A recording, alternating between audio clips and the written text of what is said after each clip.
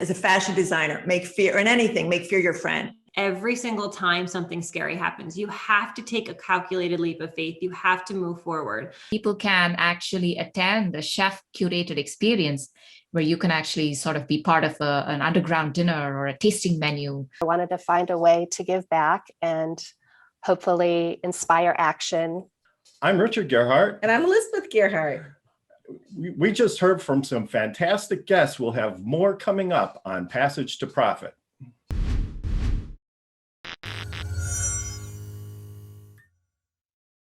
I'm Richard Gearhart. And I'm Elizabeth Gearhart. Welcome to Passage to Profit, the show that's all about entrepreneurs, small businesses, and the intellectual property that helps them grow. Okay.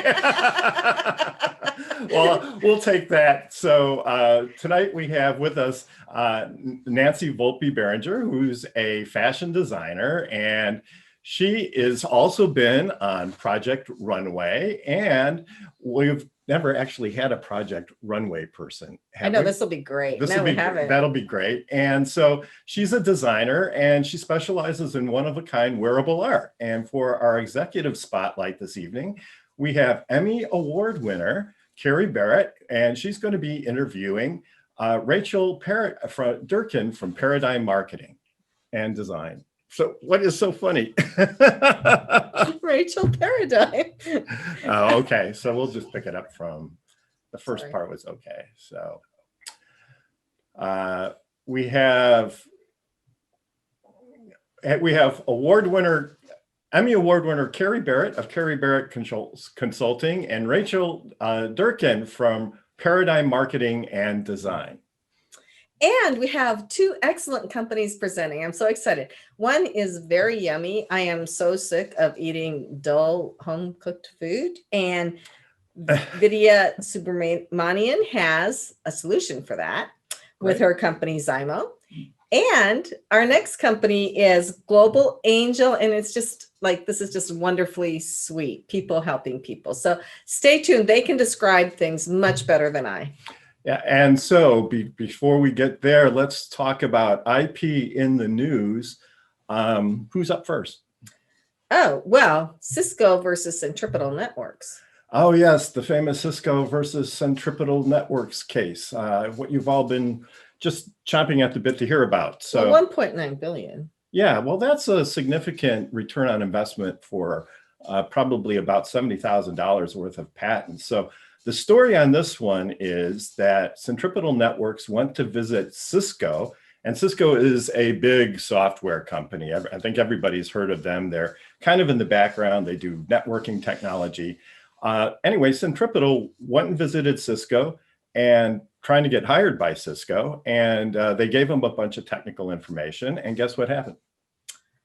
Cisco stole it and used it in their own products. How did you guess that? So it's really, you cheated, you read beforehand. Yes. So anyway, so Centripetal Networks, of course, found out about this. They sued Cisco, and they ended up with $1.9 billion on the 4 patents. And a very ticked off judge. Yeah, and really, that's kind of the funny part about this, because they went through all the documents that Centripetal gave Cisco, and they found them in Cisco's company, and they were clearly being used to rip off Centripetal Networks. So the moral of the story is, not that anybody would steal, but get patents on your stuff and you can win a lot of money in court if somebody steals it. And I think that's a very good moral. So the ROI on those patents was huge. It was phenomenal. So next, we'll talk a little bit about trademarks. So if you are picking a trademark for your company, just be careful what it sounds like in another country if you want to go international. Do you have an example of that? I do.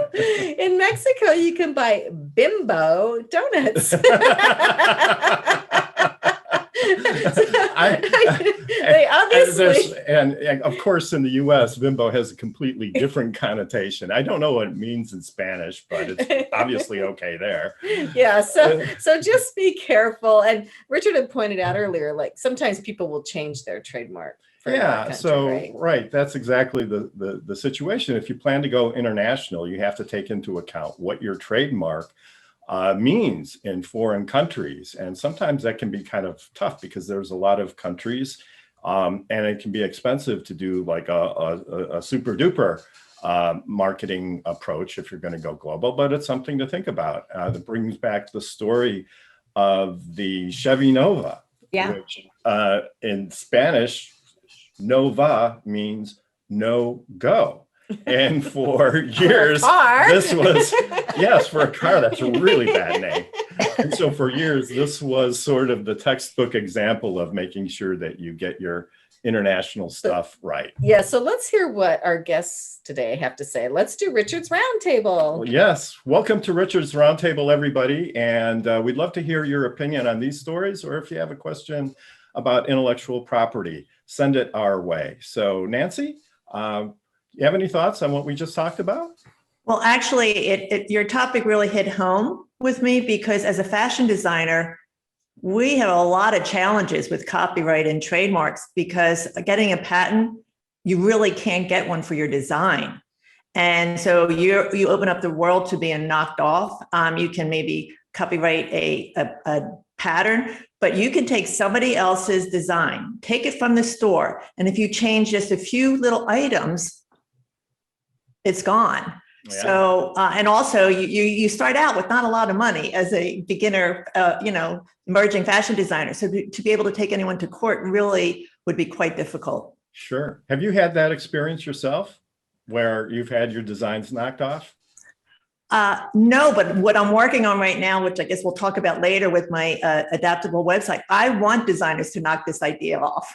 I want designers. I will consider myself a success if designers start knocking off my idea to make their garments more adaptable. That's a very positive way to look at it. So, why not? KERRY, do you have any thoughts or questions? Yeah, I'm going to be the lowest common denominator here and go for the easy joke. I'm wondering how they sell the bimbos. Like, how exactly does that play out? Is it you like buy 6 and you get 1 free? Does it depend on how long it takes you to eat them? Like, that's what I'm going for. And the intellectual property thing got lost for me. I'm focused on the donuts for more than one reason. Mostly I haven't eaten breakfast today. Rachel, do you have any thoughts? Well, Carrie's jokes were much more appropriate than the ones that I was thinking of. So I'm mine, but it had to do with, never mind. So yes, my one thought was actually, this reminds me of a case study we always look at in marketing from 1999 when Chevrolet had their Nova and they rolled it out in Mexico, and Nova literally means no go. So I don't know about the trademark issue, but it was a marketing disaster. So our rule when we're doing international marketing is to always do something in the first language, get a translator, and then get a second translator to translate it back and make sure that it has the appropriate name and language associated with it. So you have like the 2-phone telephone going on. Right. So that's great advice. All angles. That sounds perfect. So Vidhya, what are your thoughts? The thing that comes to mind is I think there is a really old song by Jim Reeves called Bimbo. It may even be a children's song. I'm just wondering how the meaning of the word has evolved over the decades, right? I find that very intriguing. In terms of Zymmo, it's pronounced Zymmo, by the way. It's actually a Greek word, which means dough. So we did extensive research before we came up with the name. We wanted something catchy. So I would underscore everything you guys said about how important branding and trademarking and protecting your IP is. And the whole global thing is really critical too. Absolutely. Amber? Well, I just have to say thank you for explaining what that word was, because when I was in Mexico, I saw it everywhere on billboards and I was like, where am I? So I'm glad I know what that is. And as far as the Cisco thing is, my only comment is it's just such a lack of integrity. Right. Yeah. Yep. And disappointing. We see that more often than we would like. And sometimes people count on the money that it's going to take to use the court system in order to make people, act with integrity. And sometimes it works. And then part of the reason we publicize these big verdicts is we want people to see at least the situations where it does work. So I completely appreciate what you have to say. Well, now You hope that when they know better, they do better. Sorry, my last comment. Yeah, and you know what? Sunshine is the best disinfectant. I just right? had a quick question for Richard in terms of the litigation process for all these types of things. I'm assuming that it probably takes a significant amount of money to fight someone who's actually stolen some trademark or intellectual property from you. And the bigger the firm is that you're going up against or the entity against, it probably gets more cost effective. So I just was curious about like what that process looks like. And then do you feel that there are some entities that feel like they can just get away and steal on purpose because they're too big and they feel like they would not be touchable by a smaller person who might not have the resources to fight for their intellectual property back? So there's a lot of answers to your questions. You bring up some great points. First of all, it's easier now for small inventors, small companies to enforce their intellectual property than it was 10 or 15 years ago. If it's a big case and you're a small plaintiff taking on a large company and the case is strong enough, you can get investors to fund the legal fees to pursue the litigation. So you can get several million dollars that's put up by Wall Streeters or other investors to finance the lawsuit. And then they get a piece of it if it settles or it's successful. And then you have the other side of the coin. Lots of times smaller companies, smaller entities don't want any legal fees at all. So it's just a question of sending them a cease and desist letter and having a discussion, and everybody just kind of figures out a solution. And so it doesn't always have to resort, to litigation. And so a lot of intellectual property is valuable from the time that it's filed and it's published, because people see it and then they realize, oh, somebody's got a patent, so I'm going to go do something different. So it does have a lot of deterrent effects, but financing litigation is definitely easier now than it was in the past. And intellectual property continues to have significant value. So that was kind of a long answer, but no, but it's really helpful and good to know, because I think a lot of people don't know that. Right. I think everybody says, well, I don't have enough money to sue. Well, really the value of your patent or your trademark is it gets put into the patent and trademark system. And then somebody searching for a name will see that trademark. And if they've got a responsible attorney or they're a responsible person, they say, oh, somebody's already got that mark, I'm going to pick something else, right? And so that's where like 80% of the value comes from, not from going to court. So it's good that you brought that up, Kenya. Thanks a lot. So anyway, Okay, so now I am so excited to hear from our guest, Nancy, and just the incredible things she's doing with her website and her designs and everything. Yeah, so Nancy Volpe Beringer is a fashion designer of a couture brand. I'm not really sure what a couture brand is. Nancy, I hope you'll explain it to us. But she started her brand at the age, correct me if I'm wrong, at the age of 58. Is that right? I actually went to school. I left my job, my big job at age 58, and enrolled in a 3-year fashion graduate program at 58. So you started at 61. 61, yes. That is a real inspiration. Talk about course correction. But you've since won a number of awards. That's really awesome. And you've been on Project Runway too. And your latest project is developing fashion safe masks for the pandemic that match your outfit. And so that's a really neat concept too. So welcome to the show. Thank you. And the first question we're all dying to hear about is, what made you change careers at age 58 and start a new business at 61? That was pretty brave, Nancy. I gotta tell you. Most people are looking forward to retirement at that point, right? The crazy thing is, I've had so many different careers. I always loved a job that I didn't know how to do. Like I would apply for a job, get it, and then have to figure out, okay, how do I do it? So I loved the learning process, but the common thread was I got to be creative.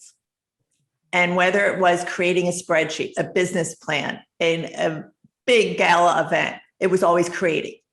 Then what happened, I kept going up the ladder and I got to that point where I had a much sought after promotion that I tried twice to get. It would give me financial security. And as a single parent years before, working 4 or 5 jobs, this was a big deal. I got it. Creativity went away. I started suffocating. I started to suffocate because I could no longer create. And I didn't understand that need to create. And that was when I knew I had to make a change. All right. Well, good for you. Are you happy you made the change? I mean, from the look on your face, it looks like you're very happy you made the change. Well, it's yes. And it's interesting because when you say passage to profit, it's how you define profit. And so for me, the financial security is one way to define profit. And for me, the value in what I'm able to do now with entering the world of design, being a relevant designer, doing good things, inspiring people, that to me is something you can't put a value on. So yes, I guess even in this crazy world, I'm happy. You know, I'm always curious, and I know this is a little bit of number crunching, but did you have money saved up? Like, how did you support yourself starting something brand new from ground zero? You know, when Richard started his law firm, Gearhart Law, we had some money saved up that we used to live on for a while, right? Because you don't start making money the first day. Well, that's a really good point, because I want people to understand it's, you know, you can follow a dream, and I was able to do that. And this was a dream I didn't even dare to dream. Let's just put it, it was a fantasy that I never truly acknowledged, but I had lived a conservative, financially conservative lifestyle. So from my first job out of high school, I didn't go to college. I hated school. I went to work. And for that first year of my $125 gross salary, I took a savings bond out every paycheck. And I started saving so that I could have at the end of the year or so enough money to go get an apartment. And so I've always lived that way. I've saved and saved, contributing to my 401 at the maximum level, working the extra jobs. So when I made this decision, I had a nest egg. So I was able to take, and it was my life savings. And I didn't take sick days and vacation days. So I was able to walk away with an additional amount. And I used those life savings to enroll in school. And then while I was at school, I also did graduate assistance. So even though I was 80 hours a week or 100 hours a week for school, it was another 10, 20 hours to help pay for some of my tuition and to give me a stipend. So Nancy, I just have to jump in here. You are a wonderful example of an entrepreneur, because part of having a successful business is knowing how to manage the money, right? And this is a trait that you've had for a long time. And a lot of people need to learn that. And because the numbers don't lie. The numbers tell you what you got or what you don't have. And it seems like you're really strong at that. So what did people around you say when you decided to take this leap? And what, I mean, that's kind of something to consider too. You're in an environment, right? You have family or friends or coworkers. What did they think about this idea? Well, while all this was happening, I'm trying to think of the timing of it. I got married. So when you talk about bait and switch, here I am, because here I was, a successful executive working a lot of hours, but still had time to go play some golf. That's how I met my husband, on a golf dating site. I had, a nice life. So then I, with his support, left that and disappeared. And what's really funny is that when I started researching, when it was at 3 a.m. in the morning, when I asked myself the question that changed my life, and I started looking for a school, I got so excited when I found a 1-year program at one of the top fashion schools in the world in New York. And I rushed home on the train. I'm at the bar where we would have our dinner. And I said, I found a 1-year program. I could be a fashion designer in a year. He's a lot of nicknames. And he said, calm down, Fireball. He says, calm down. He says, I thought you're doing this for the love of learning. Why are you rushing the learning? One of the best pieces of advice, because I have a goal, I now have to meet it. So I found a 1-year path to do that. It would not have worked. I then enrolled in a 3-year program, and I say to my husband, how do you like that? I finally listened to you. And, That's funny. Yeah. So, and I'm not around. yeah. So I want to see what Kenya has to say about this.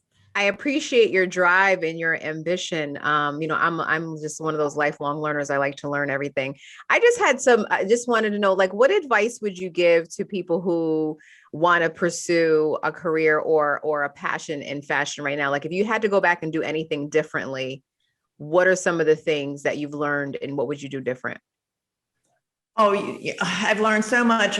One of the things, advice I would give, and I've apparently have done this my whole life, again, not knowing it. On the show, one of the judges, Elaine Welteroth, has a book, and I remember her promoting the show, and she was talking about this older contestant that's going to be very inspirational.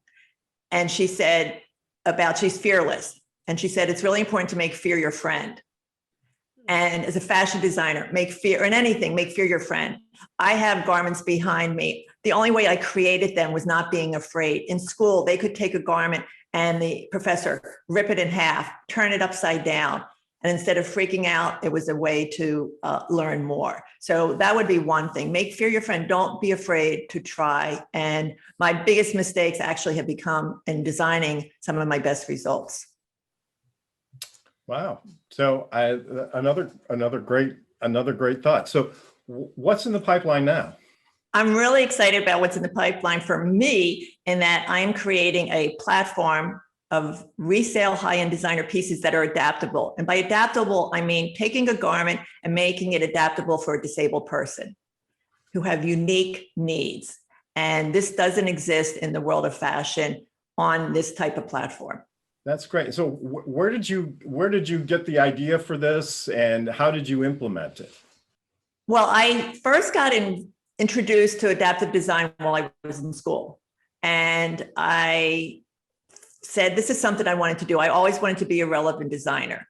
I created a children's wear look using adaptability. Then on Project Runway, I got to design for Paralympiad Tatiana McFadden, a wheelchair user. Wow. And that's when I knew I was on Project Runway for a reason. And it was to follow this passion of adaptability. My collection on Project Runway Finale was the most adaptive and inclusive design ever presented on Project Runway. I had a wheelchair user. I had a woman with prosthetic limbs. So when I left Project Runway, that's the direction I knew I wanted to go. And then the pandemic hit. That is such a great story. So we were talking earlier about this whole new push for people to have their websites so that disabled people, whatever their disability is, are able to see their websites and understand and actually use them. But you've been going way beyond that with your website. So can you talk about that a little? Well, once we decided to create this website that'll resell pieces, but make them adaptable, uniquely adaptable per client, I also said I wanted to make the website inclusive. And one is for somebody with colorblind. So this week I have a new intern, and she's been researching the best colors to use. We've also researched how to make some of our tags for blind using Braille. So we're really trying to be all inclusive in every which way. When we're going to announce it, yesterday we were talking about on our Zoom call, having somebody with signing our Zoom and our launch. So having somebody that has hearing impaired. So we're really asking ourselves every type of question possible. And I know there's going to be more to answer. I think this is really exciting. And I'm so glad that you're blazing the trail for these kinds of websites and these kinds of products. I think it's one of the best things anybody can do. So, thank you. Unfortunately, we're running low on time for this segment, so we're going to have to take a break. But I hope you'll stay with us for the rest of the show and participate. How can people find you, by the way, and find your products? It's very easy. NancyVolpeBeringer.com, on Instagram at Nancy Volpe Beringer. email info@nancyvolpeberinger.com. Great. Well, you're listening to Passage to Profit with Richard and Elizabeth Gearhart. We'll be back right after this. Welcome back, everybody, to Passage to Profit with Richard and Elizabeth Gearhart here. And we're on to the executive spotlight portion of our show. We have KERRY Barrett from KERRY Barrett Consulting. Hi, KERRY. Hi, thank you for having me. This is always such a fun time. You guys are the best. Yeah. So who do you have with you today? Well, I have the lovely and talented Rachel Durkan. She is the president of Paradigm Marketing and Design. And this comes with a disclaimer. I use them. I think they're amazing. And I think Rachel is fantastic, but I'll let her introduce herself and her business to you and to the audience. Hey, Rachel.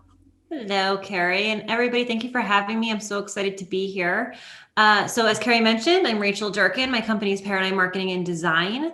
We are a web branding and marketing agency. We specialize in working with two different industries, one being nonprofit, and the second being anything that has a complex sale. So if you're not selling a widget you're going to sell 10,000 of in a day, and it requires a human to close the deal or some sort of professional service in order to explain something to your audience in an intelligent way, we can help you with your marketing strategy. She makes even me sound smart, which is like quite a feat. That's not true. You're very good on your feet. So she's like, don't say that, KERRY, say this instead, right? We'll be smart no matter what the challenge is. So, Rachel has built this incredibly successful business, and she has a team of people that work around her. But I think one of the cool things that she's very real about, like, in the beginning, it was a struggle, and this is what I learned, and this is what, kept me up at night, and here's where we are now. And they've had enormous success over the past 12 months. You want to dive a little bit into that? Our success or my terrible fears? All of the above. Your terrible first few years, which I'm still going through, and the success you found, especially over the past 12 months, which is remarkable. She embodies the P word. And by that, I mean pivot. Yeah.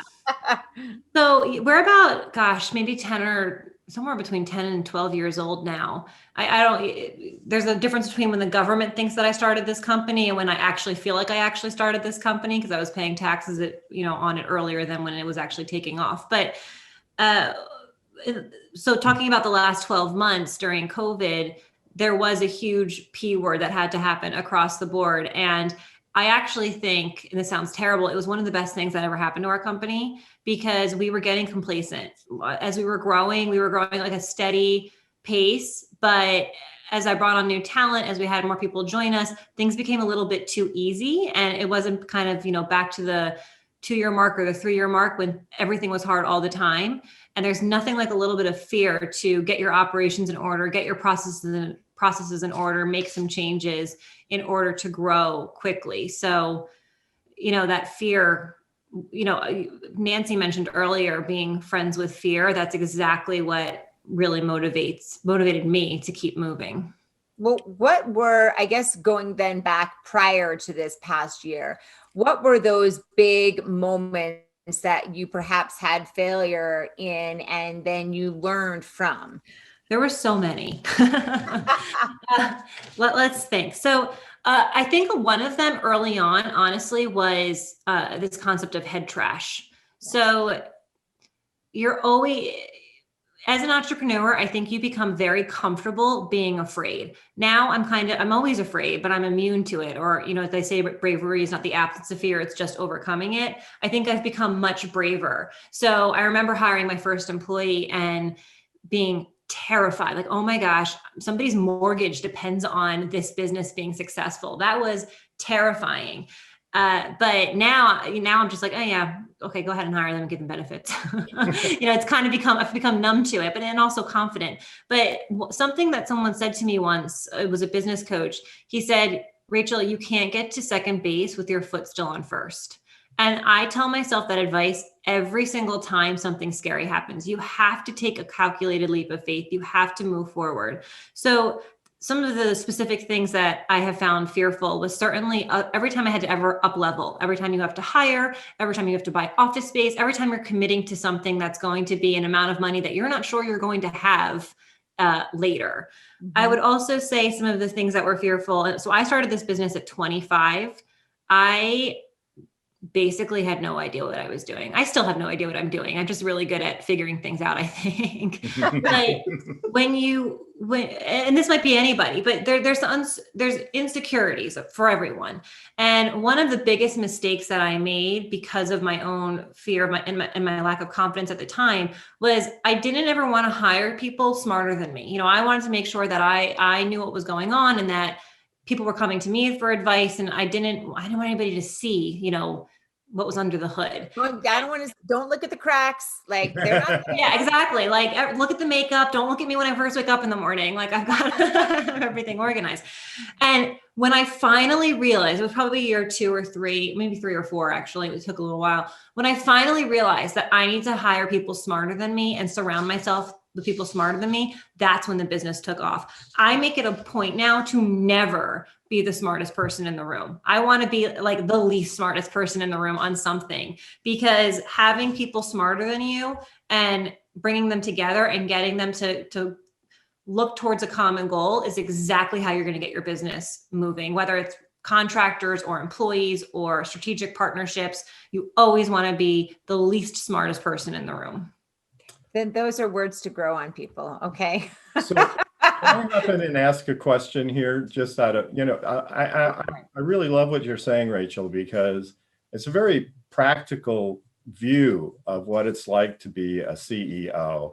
And I can empathize a lot with a lot of your comments. And sometimes I find it interesting how people, especially people who aren't so used to the business world, they talk about their passion. And I think you have to do something that you love, but you're not going to love doing it every day. And what you get into it for in the beginning is different from where you are now and the types of things that you have to do. So I was just wondering your take on those thoughts. That's such a good point. So I have a background in marketing. I have an MBA. I worked in pharma. I worked in nonprofit. I didn't have any web development or graphic design experience. And I ended up going back to school for web and graphic design. And I really, really loved it. And I started this business. It actually started as a website company because I liked designing websites. The last time I designed a website was a very long time ago. Now actually when I code, my developers like, stop it. You code like an old person. You're not allowed to do it anymore. Like, I actually get yelled at because it's been like 5 or 6 years since I've been I've updated my coding skills. So, I started the business because I loved something. And when you're an entrepreneur, you have to end up doing what the business needs. And I still love what I do every day, but it's very different what I did last year. It's very different than I did 5 years ago. It's very different than what I did when I started this business. And I had coaches, you'll hear me talk about coaches and masterminds a lot because I'm constantly trying to surround myself with people, like I said, smarter than I am. But a coach once said to me, think of your role in your business like you have a Venn diagram. That's right? When you have the 3 circles. Okay. Yep. The 3 circles. A smart word though. You used the smart word there. The smart word. Good. So it wasn't the wrong one. So think of your business, your role in your business. You have a Venn diagram, and in the one circle is what the business needs. And in the second circle is what you're good at. And in the third circle is what you like doing. Now the goal is to always be in the center, right? Doing something that requires all 3 of those things. Now, when you start your business, you can't do that. You have to do all of it. You don't have a choice. But as I've grown, my goal is to always be right in the middle. I only want to do what I'm good at. I only want to do what I like. I want to do what the business needs.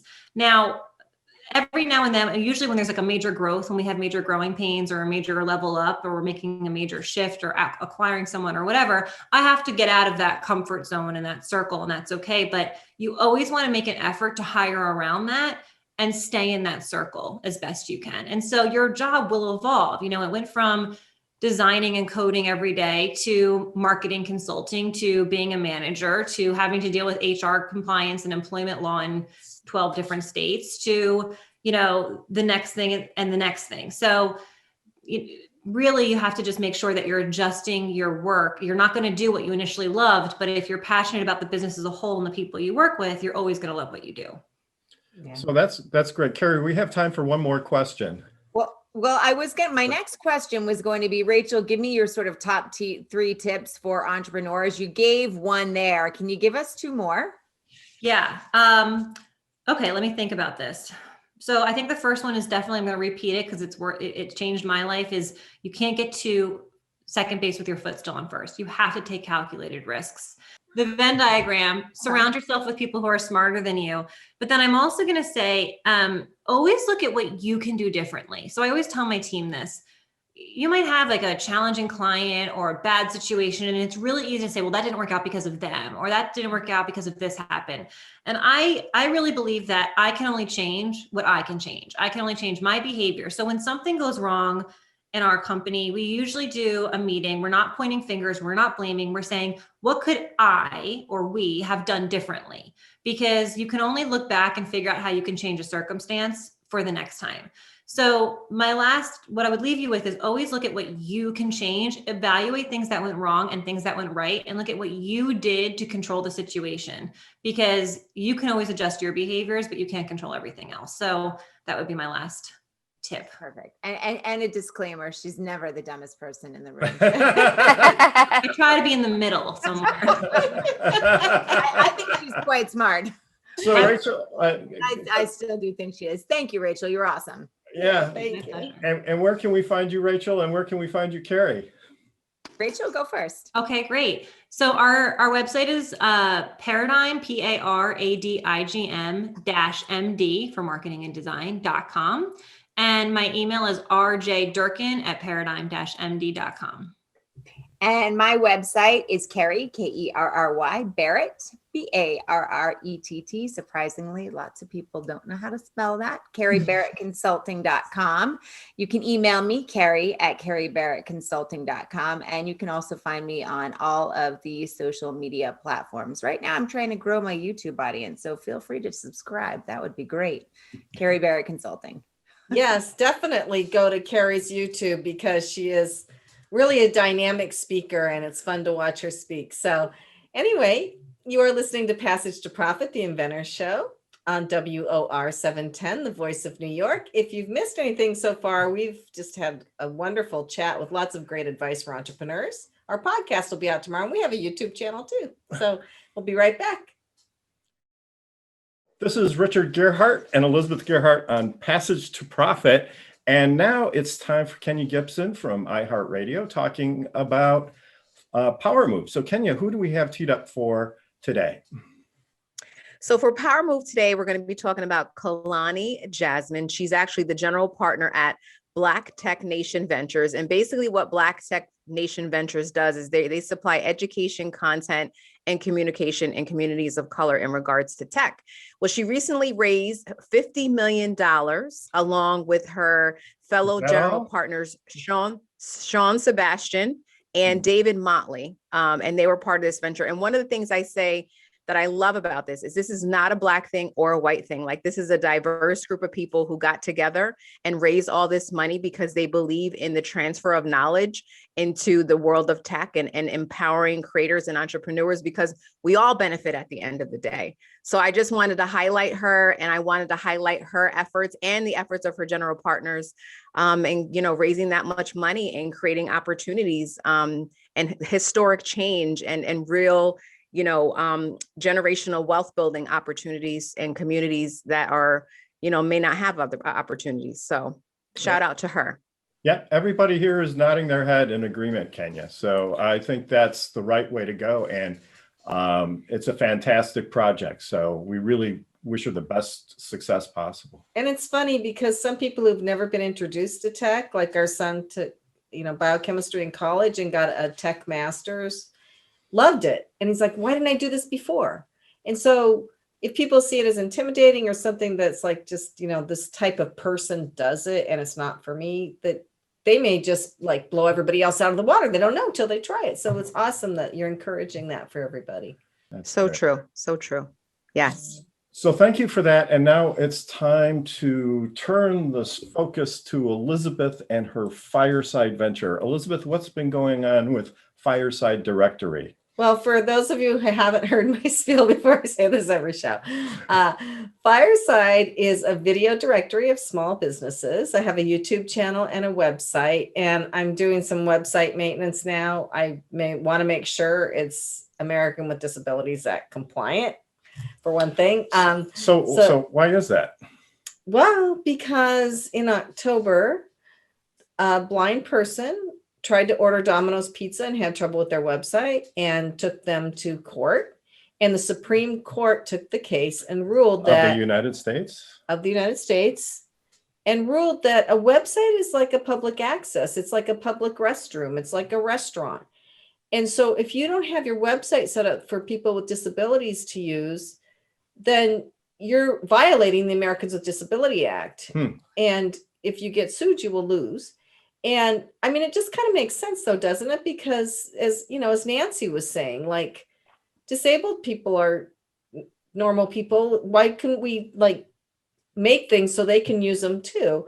And so there are certain things that you need to do with your website so that disabled people are able to use it. So I'm going to look at that before I really do much more with it. Well, and I don't want to detract too much from the fireside piece, but I do want to add that, you know, if making your website accessible is just good business, because it opens, you know, making it easier for anybody to find your services just makes good business sense. So I'm concerned that my site needs to be more ADA compliant. So I'm going to be working on that, but I'm still doing interviews with business owners, and I'm still putting them on my YouTube channel. And then when my website's ready, I've told them, then we'll put you on the website. So that sounds great. Yeah.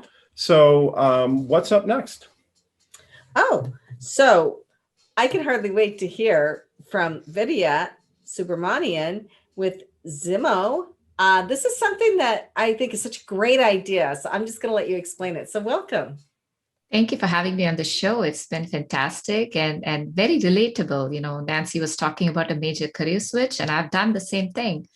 I spent more than 20 years in financial services, working for large banks in tech and running large mandates. And then 2 years ago, I became an entrepreneur. So a lot of learnings for me, and especially in food tech. And what Zymmo is essentially, it's a marketplace and a community that's going to connect foodies directly with chefs, right? So eating out industry is a $380 billion industry annually just in the US. We all spend so much money eating out, but majority of that is going to restaurants and other establishments. And that's what we want to disrupt. So if you're looking for a private chef today, how do you do it? Word of mouth, call your friends, Google. Yeah, that's a good question. Call a caterer, I guess. I don't know. Right. So that's what we want to change. We're a marketplace that wants to bring these chefs directly to the foodies. So whether it's an experience you're looking to create for you and your partner at home, a romantic dinner, or you're having a party. And we also want to create these experiences where people can actually attend a chef curated experience where you can actually sort of be part of an underground dinner or a tasting menu location to be revealed later on. There's also a perception that things like this are only affordable to the wealthy, and that's another mission of ours. So we want to empower chefs, and we want to democratize amazing food so everybody can enjoy this. I just think that sounds so great. Like I would love to, Richard and I have tried to do that in the past, and we could never really find the right fit, right? Because we're going to have a dinner party of 6 people. I don't want to be cooking the whole time, and he doesn't want to be. So we want a chef that will come into the house and cook for 6 people. And this sounds like a great idea. I can see Nancy is full of ideas. Talking about past careers, I used to own a little bar and restaurant. And I am a foodie. My husband's not, but I have my foodie little gang. I've missed that so much during the pandemic. But so I want to leap out into the screen and I want to access your site. And I think it's an amazing idea. We're an early company. You know, we've just been around for about 15 months. And I'll put a plug in here that we are fundraising. And one of the questions I constantly get asked is, if you had started something in fintech, I would write you a check right now. Why did you go from, financial services all the way to food industry? So that's one question I get all the time. But we are fundraising. We're live in two And the answer to cities that right question now. is, and the answer to your question is why you went from fintech to the food industry? Well, that's a great question that you're asking, Richard. Let me answer that. First of all, I'm a foodie myself, and I've always been a working parent, and I've always felt like I've never had time to cook. I live in New York, and the commutes here are long typically. So by the time I get home, I'm exhausted, I'm tired. And what I found that's interesting, and I'm sure all of you could relate to this is something everybody cuts corners on. Even people with means, we cut corners when it comes to food because we're tired, we don't have enough choices, we're just bored with the chore every day. Well, I'll just grab a slice of pizza, or I'll just do this, right? We want to change that. I've always felt like, if I had more options for home cooked food or chefs making these original dishes, that would be a much better way to live. So that's the disruption I wanted to bring in. And I'm sure I can't be the only one thinking that, right? There's many of us that would love to have more options and healthier options to eat. Yeah, there are meal delivery services we've tried that deliver healthy meals on a regular basis, but lots of times they're frozen. The menu choices aren't great, and they don't always use the best quality ingredients. Well, and the sodium is so high in those things. So, Yeah. But I think it's a great idea. So what kinds of food? Like, do you get chefs that do a full range of different types of food? Yeah, we're a very inclusive platform, right? And the idea that, Richard, the one thing that you're talking about, the personalization is the key, right? So Zymmo is not a meal delivery platform. We actually don't want to be bundled with like the Uber Eats and the Grubhubs of the world, right? We are a food experience platform. We want to make food an experience, even if it's a simple meal on a Wednesday, a lunch, or a party of 6, as you said, right? Every meal should count. And we're in beta. We're live in 2 cities, Austin and DC. We're looking to grow, and we're a very inclusive platform. We have cuisines of all types. But the best thing about Zymmo that I think is the dishes are original. You may find a chef who's making tacos, but the secret sauce, you can't find it anywhere else. Like we have a food truck in Austin, which is really popular as an example. So we're very inclusive. It's not tied to a particular cuisine. It's more about the community that you create through food. You get to connect with local foodies, you get to connect with local chefs. And how many times do you go to a restaurant and you ask, who actually made my food? We don't even meet the person behind the closed doors, right? So that's the new thing about Zymmo. Yeah. So Kenya, do you have a question? Yeah, I'm just trying to wrap my head around how it all works. So I go onto the platform, right? And then so kind of walk me through that, like what that experience is like. Absolutely. So it's an app that you could download from the App Store, both for iOS and Android. And so it's, first of all, an open platform. You don't need to divulge anything about yourself. You could just go browse. So as soon as you land, you're going to see all the dishes near you, all the chefs near you. And you basically pick, okay, am I hungry now? Am I scheduling a meal for next Friday, whatever? Let me go and book it. Or I want to just book a chef, because I'm having a party this weekend for the holiday. So these are the different choices you have right now on the platform. And once you decide to do a transaction, that's when, you register your profile, you kind of put your name. And also there's a social media aspect to this, which we haven't built yet. That's the next round of funding we're waiting on. This is where you can actually talk about yourself. You could put hashtags, very Instagram-like, you can follow people, you could have favorites and things like that. Does that help, Kenya? So Karen, no, it does. It sounds great. Questions or thoughts? Thank you. I do. And I want to make sure I understood this correctly. You started your business 15 months ago? Yes.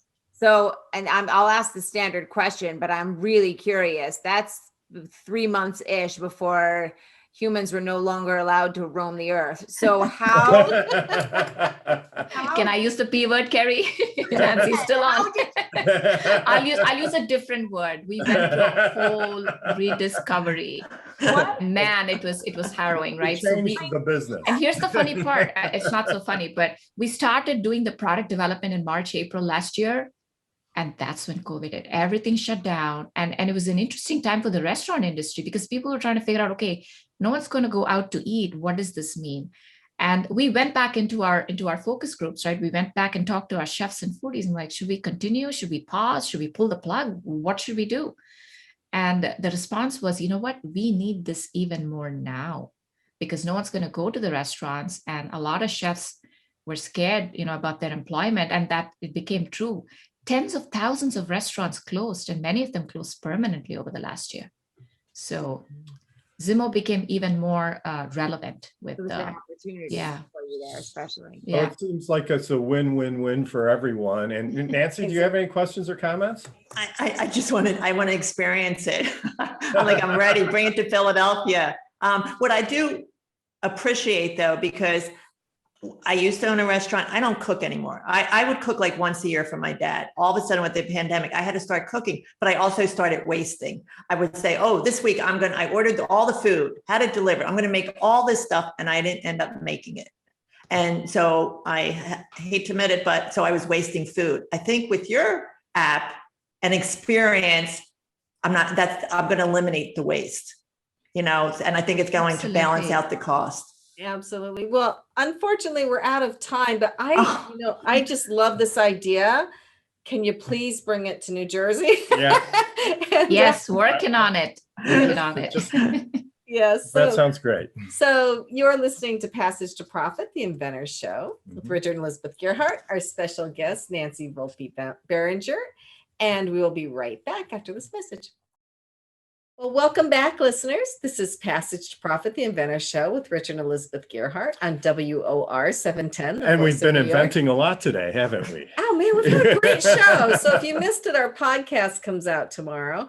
And our YouTube channel will have this on it too. So it's all ladies today, except for Richard. So it's definitely worth going thanks for pointing that out. See all these beautiful faces on our YouTube channel, right? So now we have Amber Dawn Shopay with Global Angel. And I have to say, I just love what she's doing. So welcome, Amber. Oh, thank you so much for having me. I'm excited and honored to be here. Great. So give us a little description of your company. So Global Angel, it's been in my mind since the 90s, and I finally have made it happen. My logo is a heart-shaped globe with wings, and my whole goal is to just promote charity. I'm a nonprofit, and with every purchase, I have a website, globalangel.com, and with every purchase, you get to choose your own charity, and 25% goes to that, not of proceeds, 25% goes to the charity of your choice, and 100% of it is tax deductible. So it's kind of my child. I don't have children, so I wanted to find a way to give back and hopefully inspire action. It's basically purchase with a purpose. And I just love what I do. I'm learning about so many other charities. I'm collaborating with charities now, and it's just wonderful. So what kind of things are you selling? I'm selling shirts, sweatshirts, hats, a kind of like cozy stuff during COVID, super, super soft. I use organic and sustainable whenever possible. I'm actually working on a product right now. I'm making a balm, and then the entire product is packaging is sustainable and biodegradable. So you're making a balm, a lip balm. Oh, okay. I'm also a certified formulator. And so once you finish it, you can plant it and a flower will grow. So I've got a lot of things that I'm working on that I love. Wow. Trying to make the world a better place, one thing at a time. That's great. So KERRY, any thoughts? I absolutely love that idea.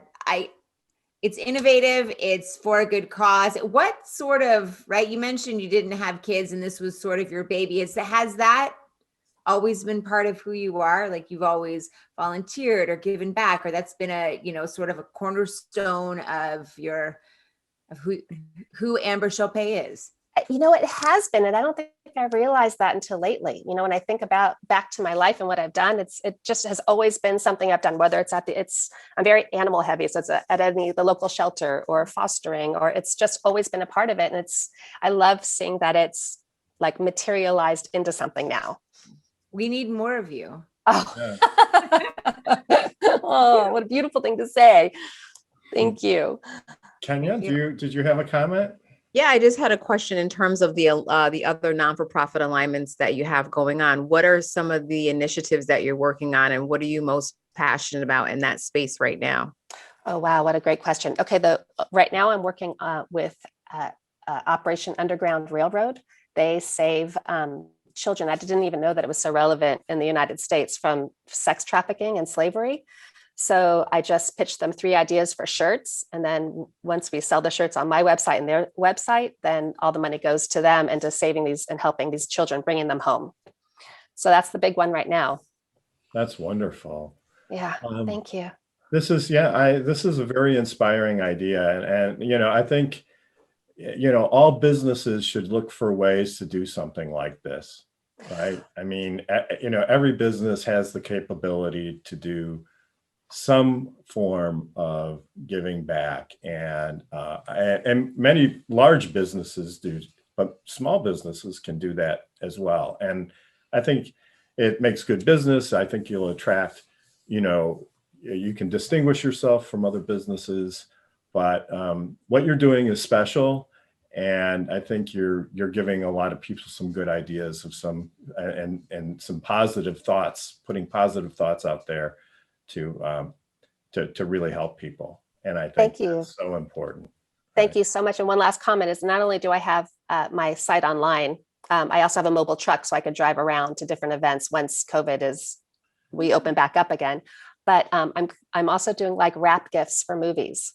So then that company, put their movie name on the front and my tag will be in the back. But then not only is now that company giving back, but it's 100% tax deductible, which is why I wanted to be a nonprofit. So That's awesome. So There you go. Nancy, what do you think?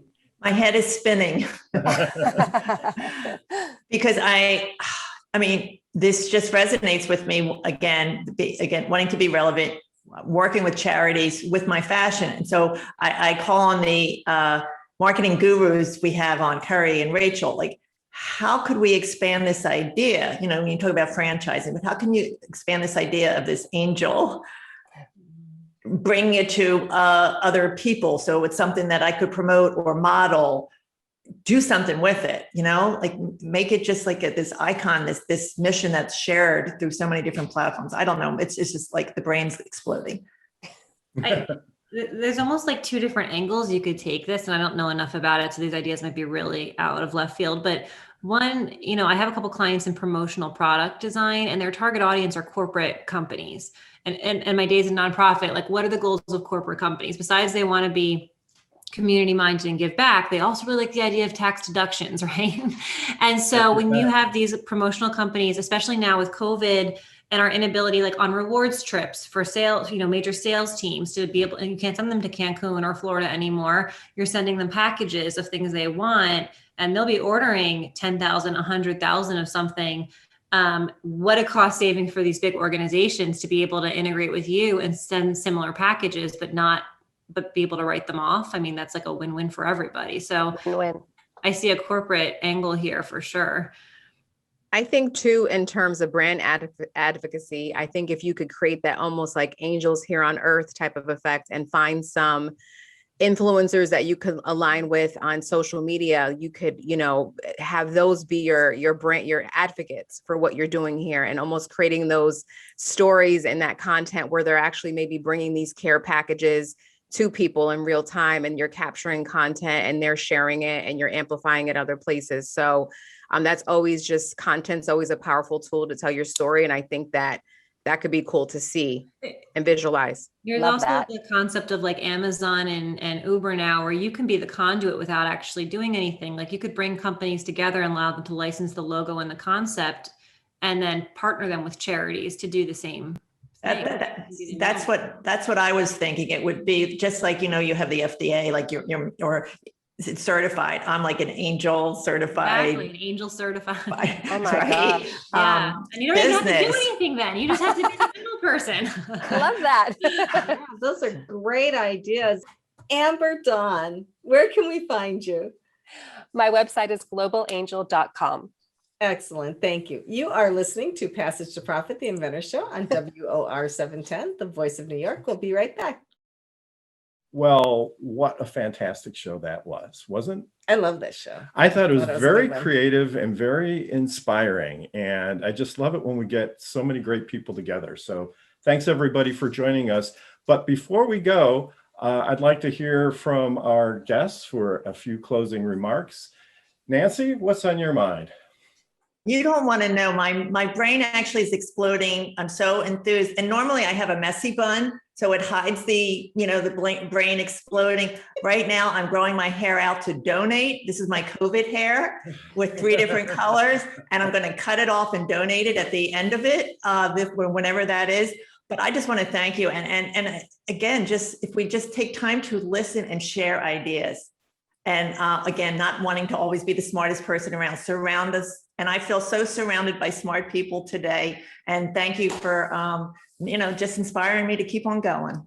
Well, you're inspiring us, that's for sure. And KERRY, what are your parting thoughts? My parting thoughts are this. I feel like I've noticed a little bit of a theme through the stories that everybody has told, from Amber Dawn to Nancy to Rachel and certainly to Vidhya, that the changes that we've all made, going from fintech to food service and starting a fabulously successful marketing and design agency and going into design, right? Leaving what you had before and creating this nest egg so that you can fulfill your dreams and find your passion.